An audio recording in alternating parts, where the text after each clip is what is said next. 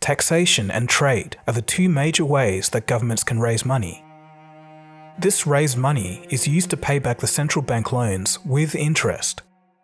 So when governments use the central banks to bail out private banks for their risky behavior, the governments are left with the debt, which eventually has to be paid back by the taxpayers in the future.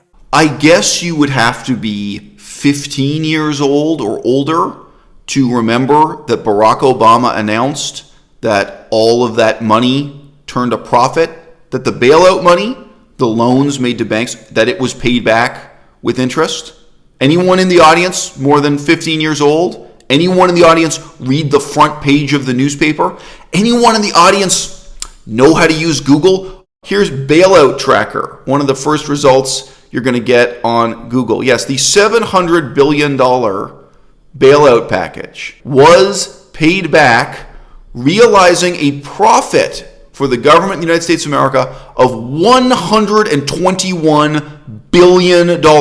So even a statement this simple from ColdFusion, even a statement this simple, that when the government provides a bailout to banks, that's money being stolen from taxpayers and that has to be paid back by the taxpayers, even that is false. And I don't think he's intentionally lying. It's just mind-blowing to me that people really do generate this kind of fake news, seemingly with good intentions. Taxation and trade are the two major ways that governments can raise money. This raised money is used to pay back the central bank loans with interest. So when governments use the central banks to bail out private banks for their risky behavior, the governments are left with the debt, which eventually has to be paid back by the taxpayers in the future. It's just mind-blowing to me that people really do generate this kind of fake news, seemingly with good intentions, right? Seemingly. But what fundamentally is his intention? He wants to sound important. He wants to sound like an expert.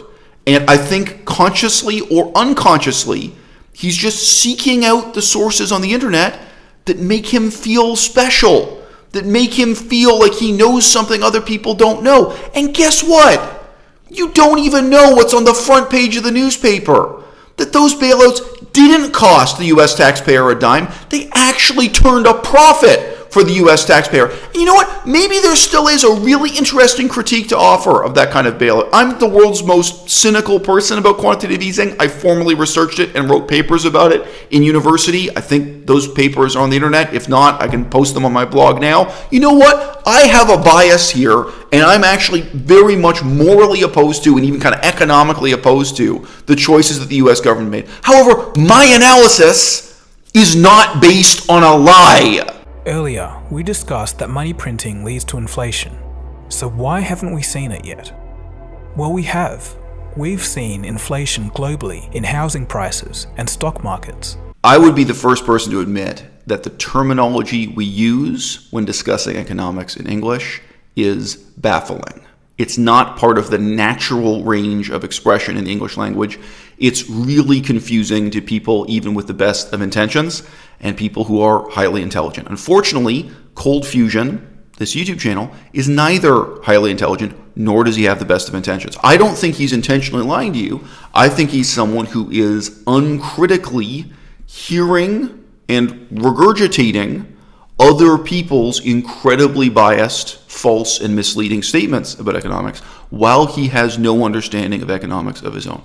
Think about what he just said in the short clip that I just played for you. Earlier, we discussed that money printing leads to inflation. So why haven't we seen it yet? His whole analysis up to this point has been claiming that there should be massive inflation in our economy because of the government policies he's been criticizing. And there isn't. So he then asked the question, well, why haven't we seen this inflation? And he says, well, we have, but it's in the stock market and in housing prices. No, homie. What's the meaning of the word inflation again? Oh yeah, right. It's the decline in purchasing power of money. In layman's terms, your $1 bill is worth less and less. Your $1 bill will buy you less and less, whether that be the Japanese yen or the Swiss franc or whatever currency it is, right? That's the meaning of the word inflation.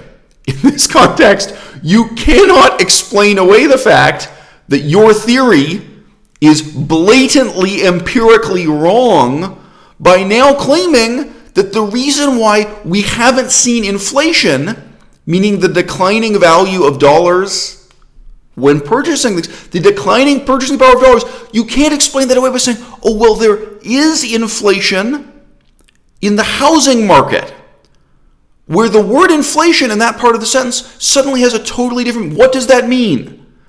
It means the price of a house is more and more expensive. That's not the same meaning at all. Those two parts of the argument don't fit together at all. It's not just a logical error. It's not just a reasoning error. This is innumeracy. This is numerical illiteracy. This shows a fundamental lack of competence, and that this is someone who is just clicking around the internet, taking bits and pieces of information from frankly extremist sources and cobbling them together in a YouTube video that has an aesthetically appealing package and it's appealed to hundreds of thousands of people. But it's really burdening people with quite dangerous misinformation. The printed money ends up in all of these assets pushing up the prices, so the few people who own large amounts of stocks end up ridiculously wealthy while there's no growth in the real economy. The rich get richer and the poor get poorer. You notice how casually he threw out those two claims without a single chart or a single fact to prove them. There's no real growth in the economy. Really? I've made YouTube videos debunking that claim. It's mostly people on the left wing who claim that, but sometimes right-wing people, sometimes libertarians claim this too. People who want to go back to the gold standard. There's no real growth in the economy. Really? In the last 20 years? Have you been a lot? Just look around you. Are there new houses being built? Are there new skyscrapers being built in the city we live? You know what? I've been to some neighborhoods of Detroit where I believe there is no growth in the economy. If you're talking about the United States as a whole, if you're talking about Europe as a whole, if you're talking about Canada, you think there's been no growth in the economy. I've already made YouTube videos debunking this. You think the poor have gotten poorer, but you haven't presented a single statistic. 1960 to 2020, you think in the United States of America the poor are going poor? It is just not true. It's a lie that's so easily presented. Oh wait, and what was this meant to sort of distract us from? What was the claim he was backing up with this totally irrelevant, allusion to the rich getting richer, the poor getting poor, etc. These sort of left-wing bogeymen of 21st century economics. What was this point in the first place? The printed money ends up in all of these assets pushing up the prices. So the few people who own large amounts of stocks end up ridiculously wealthy while there's no growth in the real economy. Oh, right. His claim is that the value of stocks on the stock market is created by and defined by the amount of money being printed by the government? Okay, really? Let's just break this down. Apple Computer, the people who make cell phones, computers, very expensive watches. Do you think that the value of Apple Computer on the stock market is rising and falling or is created by the American government printing money? That is just laughably economically illiterate. It's just stupid. And it's being presented to you here with a gravely serious tone by someone who claims he's unmasking the illusions of economics for your enlightenment. The value of Apple Computer is based on their predicted future earnings, period. Is Apple Computer as a stock, is the value of the stock higher than it should be? Probably. You know why? Advertising. Everyone's seen the logo. People want to buy the stock because they see the logo, they see the advertisement. Sure, there are factors that skew that. But that's why Apple is so sensitive to the slightest bad news that when the iPhone X came out and wasn't selling that well, you think, oh, how is it possible for such a successful company as Apple Computer to be in trouble if they put out just one new cell phone model that's not such a hit? It's because the value of their stock on the stock market is based on the perception of future earnings, period. Why are people putting millions and billions of dollars into Tesla car company? Rightly or wrongly, by the way. I'm not making a prediction about the future of the company. It's because they believe more and more people want to buy those cars, they're going to manufacture more and more cars. It's the perception of future earnings. It's the perception of the potential of growth. Do you believe that the value of Tesla cars, the value of that car manufacturer, is based on the amount of money being printed by the U.S. government? This is just a joke. This is a joke from the perspective of someone who has done high school level economics. Remember in my Enron video how I talked about how they use financial instruments to bet on the weather?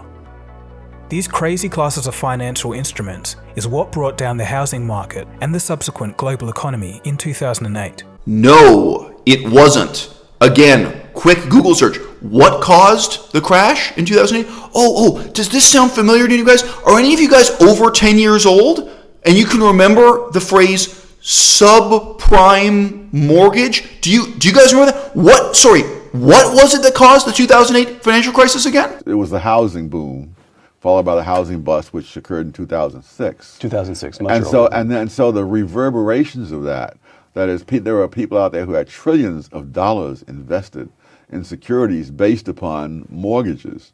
And when people stopped paying their mortgages, the value of the securities vanished into thin air. So you do not argue that this was a financial crisis that spilled over into the real economy. You argue that it was a problem in the real economy, particularly the housing market, yes, that started the problem in the financial sector. Oh, absolutely. If people had kept paying their mortgages, the securities would have been good, and we would have all lived happily ever after. I do not believe that this YouTuber, ColdFusion, is intentionally misleading or intentionally manipulating his audience. I think he's so stupid, I think he is so fundamentally economically illiterate that he is uncritically repeating things being said by a variety of crackpots, and those crackpots have been intentionally lying to and manipulating their audience, including ColdFusion.